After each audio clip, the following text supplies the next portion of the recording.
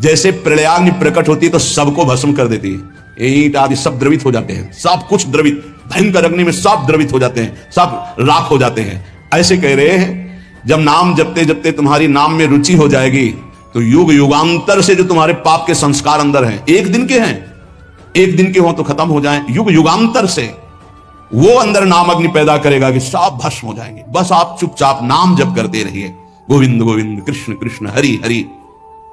यदि अज्ञान से तुम्हें कुछ पता नहीं नाम का क्या प्रभाव है, क्या लाभ मिल रहा है, नहीं मिल रहा, पर संत ने कहा है, सत्संग में सुना है, अब तो नाम जपेंगे। पुण्य श्लोक भगवान श्री हरि का नाम, प्रियाजू का नाम आप जपने लगे, आपका मंगल हो जाएगा। सच्ची मानिए, यदि आप चाहेंगे नाम जप से तो रोग को मिटा देंगे, चाहेंगे तो। पूरे धन्वंतरी जी ने आयुर्वेद का शोध करके देखा तो जो औषधियों में शक्ति पाई गई उससे लाखों गुना बढ़कर के रोग मिटाने की शक्ति भगवान के नाम में पाई गई।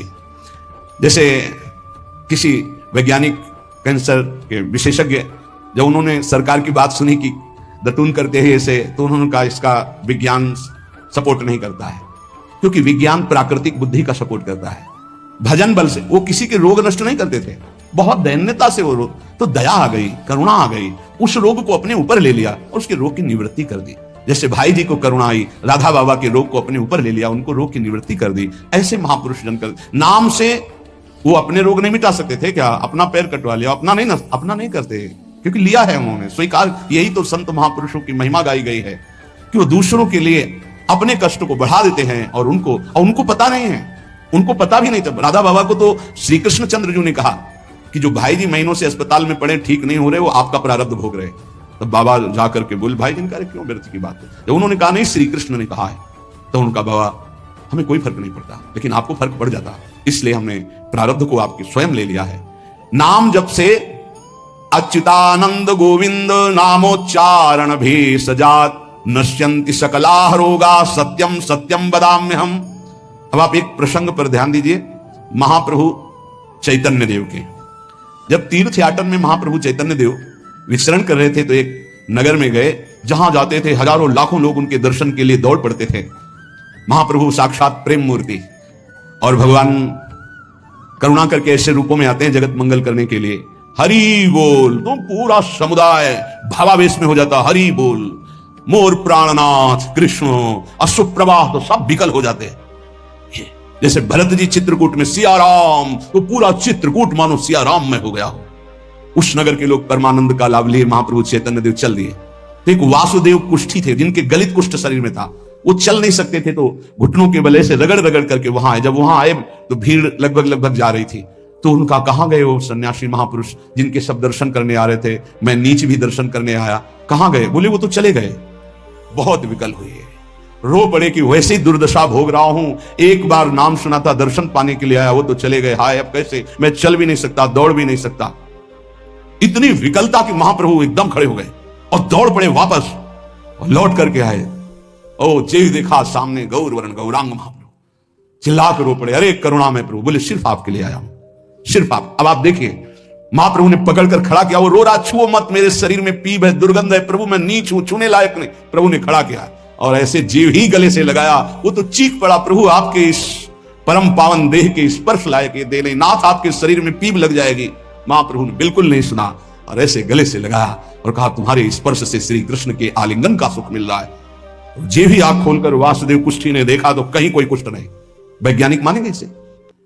आप चैतन्य चरित्र में पढ़ लीजिए, जे भी महाप्रभु चैतन्य देव ने आलिंगन किया, एक भी कुष्ठ का दाग नहीं रह गया। क्या हुआ? कृष्ण नाम का प्रभाव। एक आत्महत्या करने जा रहे थे, गलित कुष्ठ था, भाई जी के पावन चरित्र में पढ़ लीजिए, तो कंबल ढके हुए वो उनको किसी ने कहा कि मरने से पहले एक बार भाई जी के पास चले जाओ, ऐसे महापुरुष के दर्शन करके ही मरो जब तुम्हें मरना ही है तो। पर एक बार उनका उद्देश्य था कि भाई जी के पास जाएगा तो इसका विचार बदल जाएगा, आत्महत्या का जो है ये विचार नहीं रहेगा।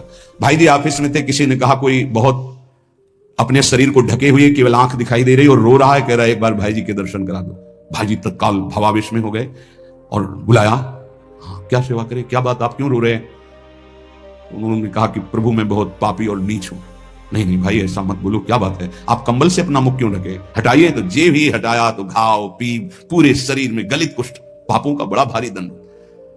सहम गए देखकर भाई जी। उनका नहीं कोई बात, बोले बस मैं आपके दर्शन करके आत्महत्या करना चाहता हूं, कोई भी मुझे कहीं समाज में कोई ठौर नहीं, सब मुझे घृणा की दृष्टि से देखते हैं, इसलिए मैं अपने भाई जी ने कहा नहीं नहीं, तुम्हारे ऊपर श्री कृष्ण की कृपा है। ऐसे जे ही आलिंगन किया कुष्ठ गाय, चरित्र में पढ़े। क्यों?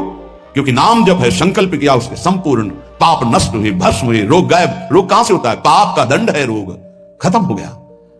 कितना भी बड़ा रोग हो जो किसी और औषधि से ना खत्म हो रहा हो, और नाम जब किया जाए और संकल्प कर दिया जाए कि ये रोग ठीक हो जाए, तो हरिनाम औषधि से बड़ा असाध्य रोग भी ठीक हो जाता है। बोले कर लो अपनी किडनी ठीक, बीमार तो हो आप। तो सच्ची कहते हैं, वृंदावन में बैठे 100 के 100% में 1% भी इच्छा नहीं कि हमारी किडनी ठीक हो जाए। इससे बड़ा साक्षी हम नहीं दे सकते, क्योंकि वृंदावन हमारा प्राण सर्वस्व जीवन है।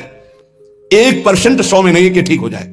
जैसे चला रहे वैसे चलाओ, अब इससे हमें ठीक होने का तात्पर्य नहीं, क्योंकि जो ठीक होना चाहिए वो ठीक हो गया। हम भले हैं, बुरे हैं, नीच हैं, अच्छे हैं, जैसे हैं, अपनी प्रियाजू के ठिकाना मिल गया गोरे चरणारविंद का, इसलिए इसकी जरूरत नहीं है। आप चाहे 100 वर्ष रखो, चाहे 1 सेकंड में इसको बुला लो, कोई परवाह नहीं इसकी। 100 गोपाल शास्त्र नाम का रोज पाठ करते थे और गिरिराज जी की परिक्रमा करते थे, पूरा जीवन हो गया था, और पैरालिस आधे शरीर में उनकी हो गया, लकवा जिसे कहते हैं, लकवा ही तो कहते हैं हिंदी भाषा।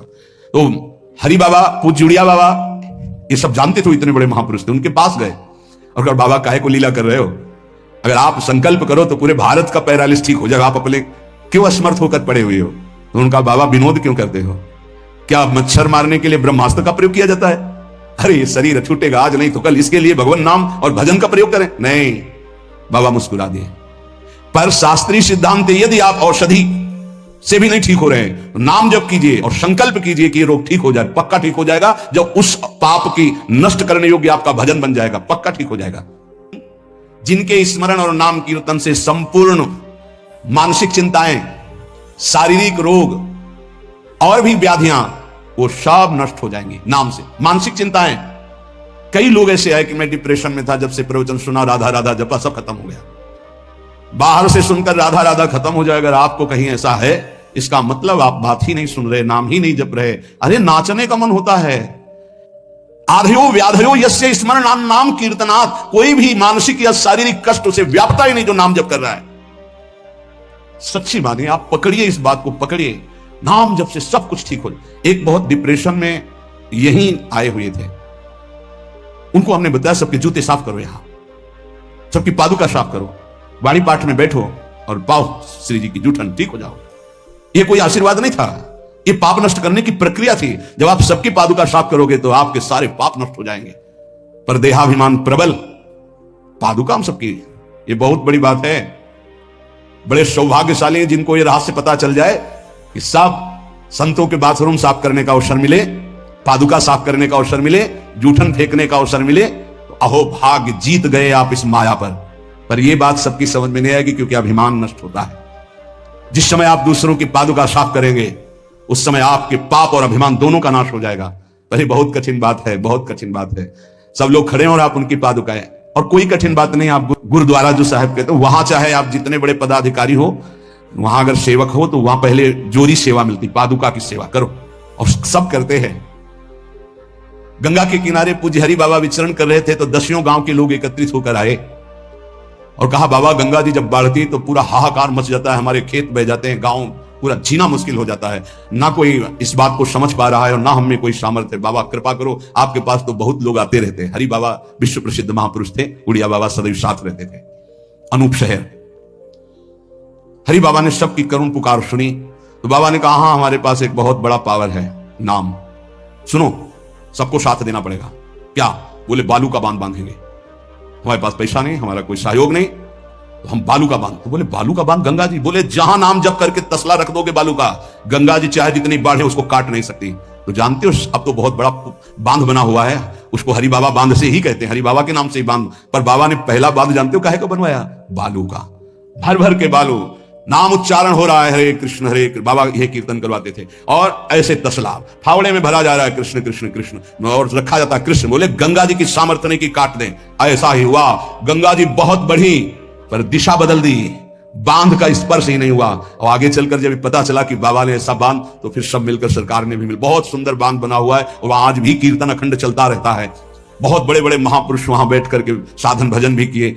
हरि बाबा उड़िया बाबा जब थे तो भाई जी महाराज बड़े बड़े संत जाकर वहां सत्संग करते थे। नाम का प्रभाव गंगा जी ने नहीं स्पर्श किया, उस बांध को जो बालू का बांध दिया गया। आप समझते क्या?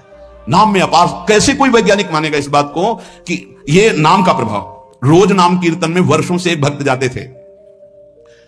बाबा ने पूछा, देखो अगर संत किसी को पूछते हैं तो आप ये समझ लो कि आपके जन्म जन्मांतरों के सुकृत सफल हो गए कि आप उनकी स्मृति में हैं। वैसे तो दृष्टि नहीं जाती, पर सब जहां अपनापन हो जाता है दृष्टि। वो भगत नहीं दिखाई दे रहे, तो उनका प्रभु तो आज ही पधार गए बिना कीर्तन के। ये कोई 200-400 वर्ष नहीं हुए हरि बाबा को गए, भी बहुत 60-70 वर्ष हुए होंगे। उड़िया बाबा, हरि बाबा, भाई जी सब एक समकालीन महापुरुष है। उनका बाबा, उनका तो विमान बन रहा है, वो तो दाह संस्कार के लिए ले जाए जाएंगे। बोले नहीं, पहले विमान यहां लाओ। बाबा घंटा बजा करके बोलते हरि बोल। मारा घंटा में ध्वनि हरि बोल का, विमान की रस्सी खोल दो। 2-4 बार घंटा जेब बजा, उठ के बैठ गया। बोले ये कीर्तन के बिना कैसे जा रहे हो? अब आप ये वैज्ञानिक कोई मानेगा? ऐसा कैसे हो सकता है? अरे कर तुम अकर तुम अन्यथा कर तुम, जहां सुई का धागा नहीं जाता वहां से अनंत ब्रह्मांड पार कर दे, उसे परमात्मा कहते हैं, उसे भगवान कहते हैं। कीर्तन हुआ, बोले अब जाओ हमारे हरि के पास। तत्काल मूर्छाई, शरीर छूटा, विमान पे चिता। ये हजारों की भीड़ के बीच में हुआ, कोई अकेले एकांत में नहीं हुआ। कई लोगों को प्रश्न हुआ कि बाबा की वास्तविक किडनी खराब है। किडनी के मरीज नहीं है, शरीर किडनी का मरीज है। लेकिन जब हम होते हैं तब किडनी के मरीज नहीं होते, और जब किडनी के मरीज होते तो हम नहीं होते। ध्यान रखना। अभी तुम समझ पाओ तो समझ लो। इस समय हम मरीज नहीं हैं, इस समय डॉक्टर हैं हम। अभी जब इससे उतरेंगे तो मरीज हो जाएंगे, पकड़ लेंगे लोग, खड़े करेंगे। ऐसे बैठे रहेगा, चलता रहेगा। ये केवल राधा नाम का प्रभाव समझो। ये केवल राधा प्रताप है, श्री जी का प्रताप है, ये नाम प्रताप है। जब साधु नहीं रहता ना तो उसकी जीवनी में लिखा जाता है, तो बोले अच्छा ऐसा था। और जब सामने है तब समझ में नहीं आता, माया समझने नहीं देती। यही माया का है कि जब तक श्री कृष्ण चंद्रजू अपने परिकर में रहे द्वारिकापुरी में, तो जल्दी कोई जान ही नहीं पाया कि ये द्वारिकाधीश बने हुए अनंत ब्रह्मांडों के स्वामी हैं। पक्का ऐसी भगवान और भक्तों की लीलाएं होती हैं। सच्ची कह रहा हूं, ये हमारी कोई महिमा नहीं, राधा प्रताप है कि कैसी भी परिस्थिति हो, ये जस गवाना ये उनके प्रताप से हो। कौन सा ऐसा सर्व रोगापशमनम सर्वोपद्रव नाशनम शांति प्रदम सर्वरिष्टानाम हरे नामानुकीर्तनम। जो हमारा प्रारब्ध भोग है ना, नाम से इसको 1 मिनट में मिटाया जा सकता है, किसी के भी, अपने या दूसरे के। लेकिन हम बहुत बड़ा प्रारब्ध मिटा रहे हैं। अनंत जन्मों के कर्म संस्कार जो हमें बार बार जन्म मरण के चक्र में फंसाते हैं, आखिरी जन्म होना है, इसलिए इस शरीर के प्रारब्ध तो सह लेते हैं, और आगे के जितने पीछे के जितने सबको भस्म करके भगवत प्राप्ति कर लेते हैं। इस रहस्य के कारण बड़े बड़े संत अपने शरीर के प्रारब्ध को नहीं मिटाते हैं। यद्यपि सामर्थ्य उनमें है, ऐसा नहीं कि वो नहीं मिटा सकते, बड़ी सामर्थ्य है। कैसी कैसी सामर्थ्य भाई जी महाराज के चरित्र में पढ़ करके आप देखो। अभी कोई बहुत वर्ष थोड़ी हो गए भाई जी को अंतर्ध्यान हुए।